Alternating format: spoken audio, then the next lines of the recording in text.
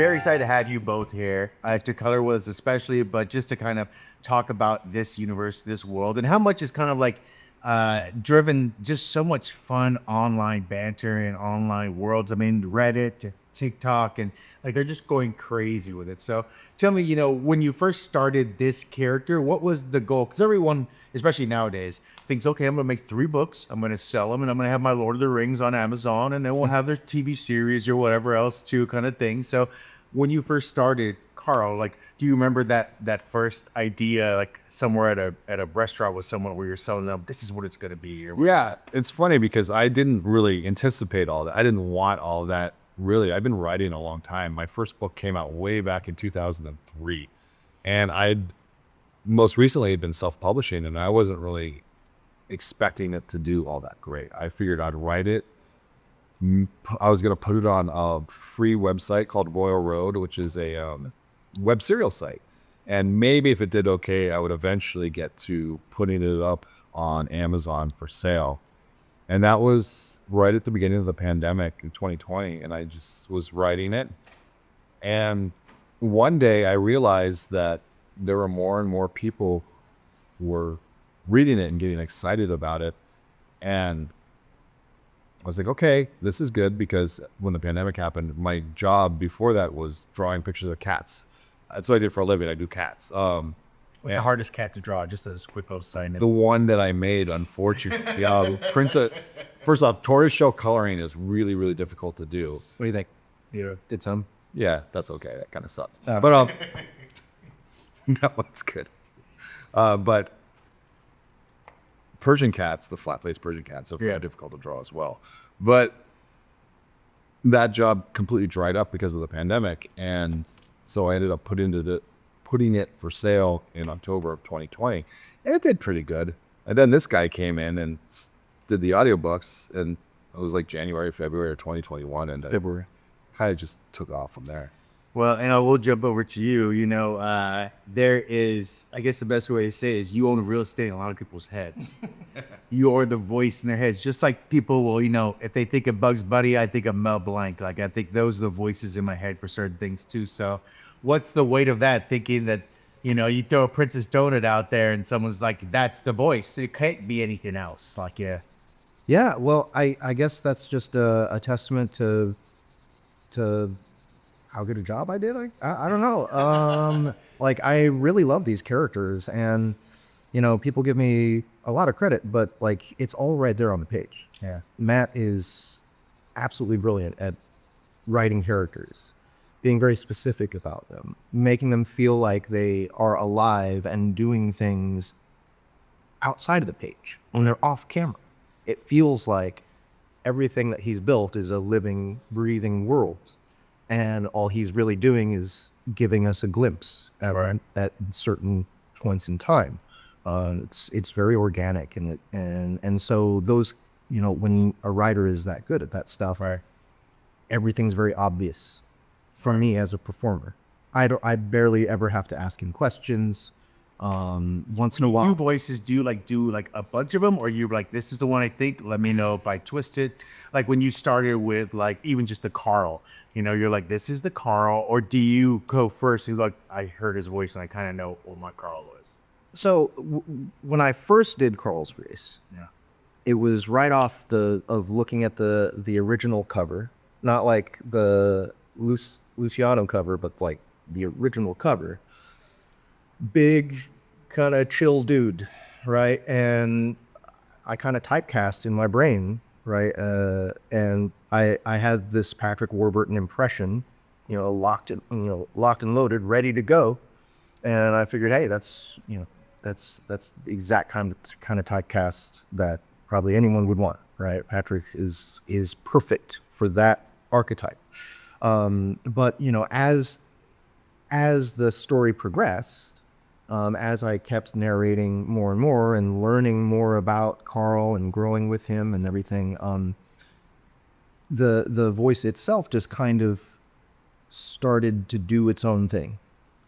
So now if you actually listen to like the later books, compared to the first book, it's a night and day difference almost. I can't even listen to the But I haven't gone back to listen to the first ones again. I keep on going through and eating them up in a row. So Yeah, so in that way, sometimes if you spend enough time with a character, their voice will evolve and change. And as an example, where Princess Donut start and where do you think it is now? Like, can you give me like an audio of what do you think?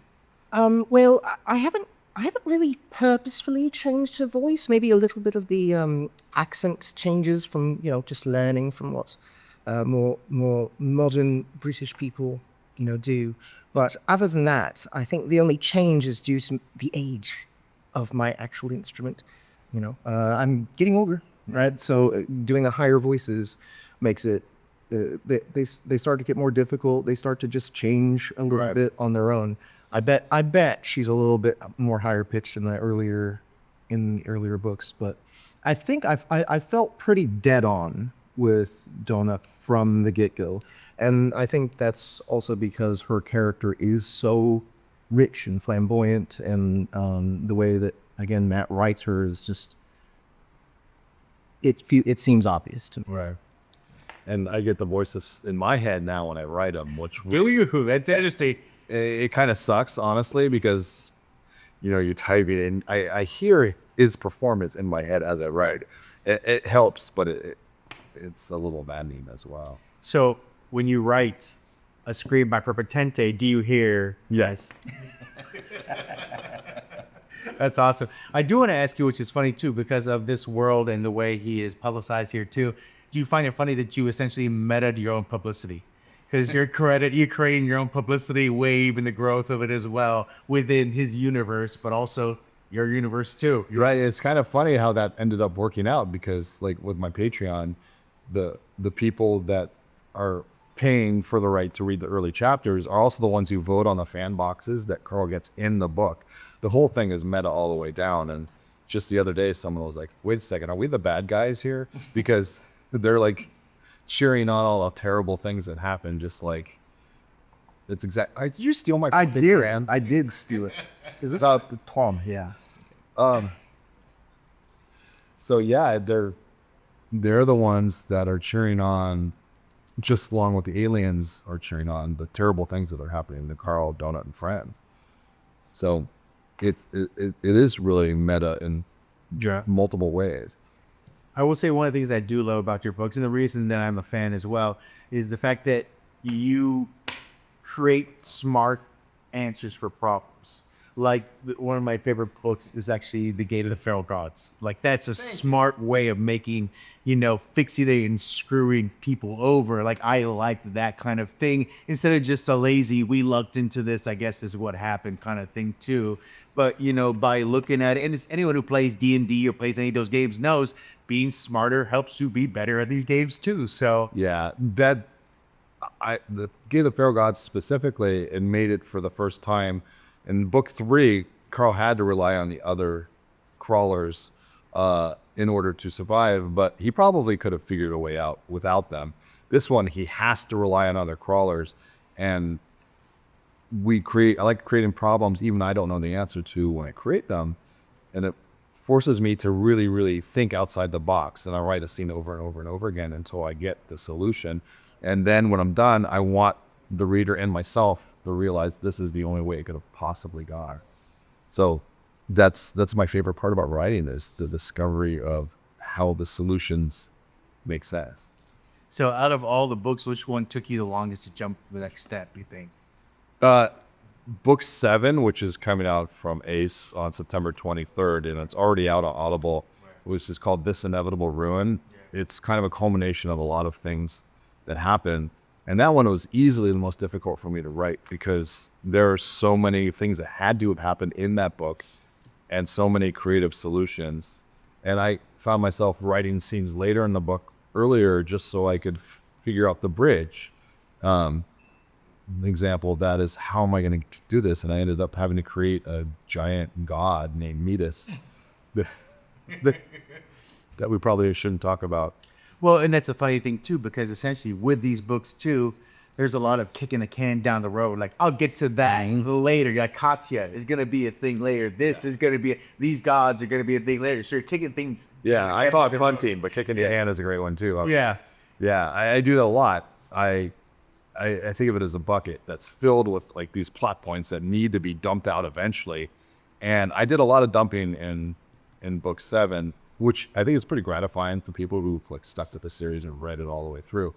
But there's still lots of things in that bucket that need to be dumped out, and Right. I'm still adding new stuff to it. Not only thinking of how do you come back to them, having to fix things or whatever else too, but also, I mean, there's a lot of times where pages get taken by bringing back his god or bringing back certain things. You're like, okay, now we have to do this, we have to do it as well. In the same sense of like when you start adding stats, you're like, okay, this is going to be a 3-page stats where everyone just stats. And for you too, like what's it like going, okay, this is the stats one, we're going to run through the stats. And like they keep on getting longer and longer too. So it's almost like I'm counting to 1,000,000 here. We're going. Yeah.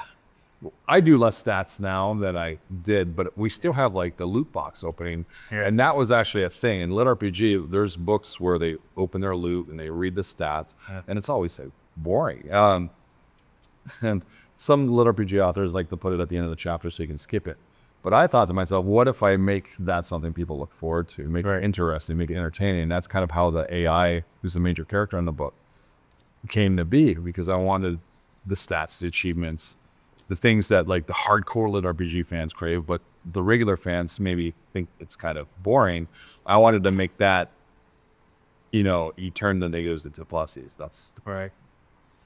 So when you came up with a sexualized AI, what was that thought process for you exactly? For me, Yeah. I didn't come up with that. Well, you come up with that. you did it pretty well. So Yeah, the voice too. Yeah, so you're like, this isn't AI, but this is an AI with a foot fetish. Yeah. What was that? Where did you pull those from, Seth? Yeah, I don't know. I don't know that many people with foot fetishes.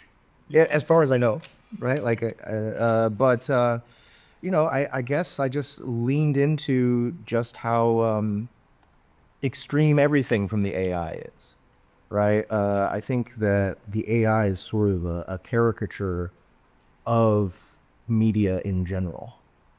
And so he plays everything to 11. I'm not exactly sure where the inspiration came from. Again, Was it like something that awakened deep inside of you? something awakened from deep inside of me. Right. No, I again, it's all on the page though, Yeah. right? It may not be explicit, but there's something about the flow and the rhythm that Matt writes with that makes it just obvious to me. Yeah. But also, I guess in general, I have an entertainer's attitude, and when someone gives me a gift like that, I just I just roll with it. It's kind of hard to explain. I've never really thought about it. So. Yeah. You stream some of your stuff when you're doing voices too. What's it like seeing the comments on that? Like, what's the most requested voice they want you to do? Like, they come up, or even at the cons, you guys go to the cons too. What's the one that is just kind of like that? That's the one, Yeah. I mean, Donut for sure. Yeah. Donut, I think is at this Not like Mongos or Well, yeah. I mean, the thing is, I haven't done a whole lot of Mongo voicing. I've done, we have the Dungeon Crawler Crawl audio immersion tunnel, right? And in that, we've only gotten book 1 done, so Mongo only shows up for a little bit of time at the end, right? But I love playing Velociraptors. It's very fun. I've done it before in Alchemy Online, and I don't know. I'm looking forward to doing more Mongo for sure. He's a very special boy. right. He's a different kind of Velociraptor. Right. So I'm looking forward to exploring that. He gets a lot of extras from Princess Diana too, so that works out too. It's I do sometimes with vocal people too, and it's just kind of a fun thing. If we pick out a random name, what's a random guy or girl name? I guess Phil. Phil. Was there any way you could take one of the characters and do a voice note for someone named Phil out there and just say, hey, you reached Phil's phone, please leave a message, but in one of the characters? Maybe there's a fan out there who will have a good day and just be like, oh my God. Sure. Hello, you have reached Phil. Please leave a message. Perfect. Gotta have fun with it. So I want to thank you very much. We're looking forward to everything else coming out with this world. It's so much fun. Hope you guys are enjoying the ride that's going along with this as well. There's also a show coming out, idea where there was ink deals of shows too. I mean, we're talking to Andy Weir later for Haunting Hail Mary. You had Martian too. So of course, everyone wants to look down the road. They want to see this too. So is there any updates on any of that world, any of those things, or is it limboing somewhere? Well, there's lots of updates, but none I can actually say. Okay. But we are moving in the right direction. It's still in development. Seth and his team, and its team are working on the Dungeon Crawler Carl television series. Okay. Yeah. All right. Well, we'll look forward to that and seeing what we come up to too. Are you going to do the voices for some non-fictional people still, hopefully? Non-fictional? I mean, not non-real. So if it's an actual Carl. Oh, I see what you mean. Like some animated characters. Yeah. We shall see. Yeah. I was contacted We're not going about... to put Judi Dench in for Princess Stone, is what I'm trying to say. Could put Judy Dench in first. It is, it doesn't. In theory, maybe that's a better choice. But I don't know. That rage. She's been around, I guess, too. So I want to thank you very much. Can you show us what you guys did so far in your coloring here? Just kind of have a little fun with it.